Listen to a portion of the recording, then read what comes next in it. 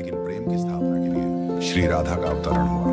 भगवान श्री कृष्ण ने जब मोहिनी रूप धारण किया तो उनके सौंदर्य पर 33 करोड़ देवता मोहित हो गए। सभी देवताओं ने मन में यही कामना हुई कि ऐसी सुंदरी उनकी पत्नी बन जाए, परंतु केवल एक देवता ऐसे थे जिनके मन में मोहिनी के प्रति इस तरह का भाव नहीं आया। वे थे सूर्यदेव। सूर्यदेव ने मोहिनी रूप को देखकर मन ही मन कहा, यदि ये मेरी पुत्री बन जाए तो मेरा जीवन धन्य हो जाए। सूर्यदेव की इस भावना को समझकर भगवान श्री कृष्ण ने उनकी ओर कटाक्ष किया और संकेत किया कि उनकी इच्छा पूर्ण होगी।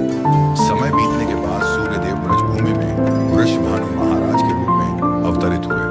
वृषभानु जी ने तपस्या की और ब्रह्मा जी से प्रार्थना की कि उन्हें ठाकुर जी की पुत्री के रूप में प्राप्ति हो।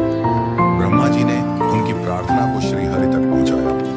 ठाकुर जी ने विचार किया कि वे नंद यशोदा और देवकी वासुदेव के यहाँ पुत्र के रूप में जन्म लेने वाले हैं, लेकिन प्रेम की स्थापना के लिए एक विशेष अवतार लेना होगा। ठाकुर जी ने अपने रूप को दर्पण में देखा और उस दर्पण में उन्हें ऐसा रूप दिखाई दिया जो स्वयं ठाकुर जी को भी मोहित कर गया।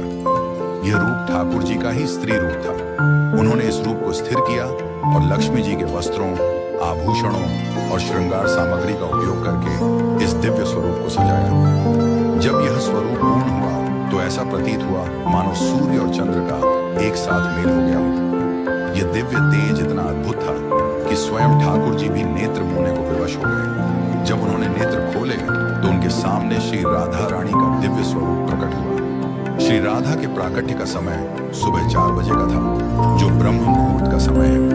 भगवान के अन्य अवतारों का प्राकट्य दोपहर 12 बजे या रात्रि 12 बजे होता है, परंतु राधा रानी का जन्म ब्रह्म मुहूर्त में हुआ, जो नए दिन की शुरुआत का प्रतीक है।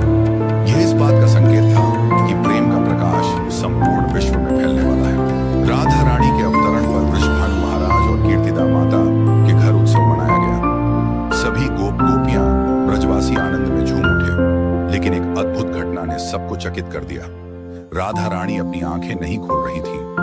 वृषभानु महाराज और माता कीर्तिदा इस बात को लेकर चिंतित हो गए। कई साधु संत और विद्वान उनके दर्शन करने आए, लेकिन किसी के भी प्रयास से राधा रानी ने अपनी आंखें नहीं खोली।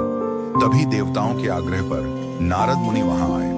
उन्होंने राधा रानी के पास बैठकर उनकी स्तुति की। नारद मुनि ने जैसे ही स्तुति गाई, राधा रानी ने पहली बार अपनी दिव्य नेत्रों से नारद मुनि की ओर देखा। उस समय राधा रानी का स्वरूप ऐसा था मानो मृग नयनी सुंदर बालिका अपने पालने से झांक रही हो। यह दृश्य देखकर नारद जी आनंद से झूम उठे। उन्होंने अपनी वीणा और करताल बजाकर कीर्तन प्रारंभ कर दिया और गाने लगे, जय राधे जय वृंदावन वासिनी। वृषभानु महाराज यह अद्भुत दृश्य देखकर भाव विभोर हो गए। उन्होंने राधा रानी को प्रणाम किया और स्वयं को धन्य माना। उन्होंने अनुभव किया कि उनकी पुत्री कोई साधारण बालिका नहीं, बल्कि साक्षात देवी है। इस प्रकार श्री राधा का अवतरण प्रेम की स्थापना के लिए हुआ। ठाकुर जी ने ज्ञान, धर्म और वैराग्य की स्थापना के लिए कई अवतार लिए, लेकिन प्रेम की स्थापना के लिए श्री राधा का अवतरण हुआ।